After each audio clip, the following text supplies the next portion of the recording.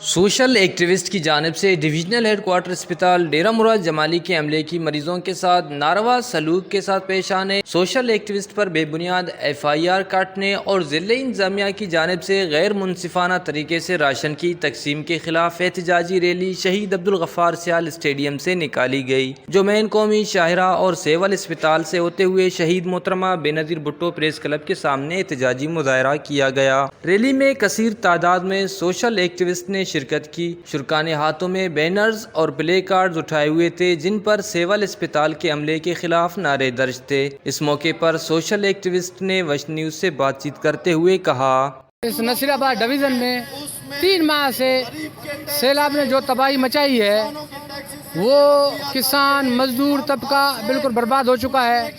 اسی حوالے سے ہمارے سوشل جو ورکر ہیں ان لوگوں نے ہمیشہ کوشش کی ہے کہ عوام کا آواز، عوامی آواز کو ہائی لائٹ کریں تاکہ ان لوگوں کا کچھ مدد ہو سکے۔ ہمارے سوشل دوستوں نے آج یہ عہد کیا ہے، ریلی نکالا ہے کہ ایسے لوگوں کو دفتروں میں بٹھایا گیا ہے جو لوگوں کو کام تو نہیں کر سکتے ہیں مگر عوام کا وہ توہین کرنے پر ابھی اتر چکے ہیں۔ آج کی ریلی کا مقصد یہ ہے کہ ہم سیلاب متاثرین کو جو متاثر ہوئے ہیں نصیر آباد میں، ان کو راشن اور ریلیف کی فوری ضرورت ہے۔ نائل انسان بالکل ریلیف پہنچانے میں بالکل جو ہے نا عملی مظاہرہ نہیں کر رہی ہے۔ وبائی امراض پھیل چکے ہیں۔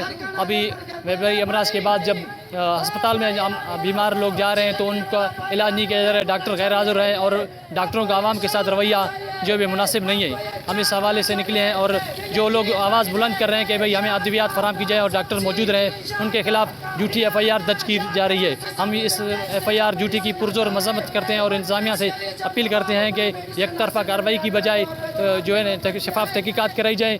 سوشل ایکٹیوسٹ نے حکومت بلوچستان، کمشنر نصیر آباد ڈویژن اور سیکرٹری محکمہ صحت سے اپیل کرتے ہوئے کہا کہ نصیر آباد کے سیلاب متاثرین میں راشن کی تقسیم کو منصفانہ انداز میں سر انجام دیا جائے۔ سوشل ایکٹیوسٹ پر ڈاکٹروں کی جانب سے کیے گئے جھوٹے FIR کو ختم کیا جائے۔ وش نیوز نصیر آباد۔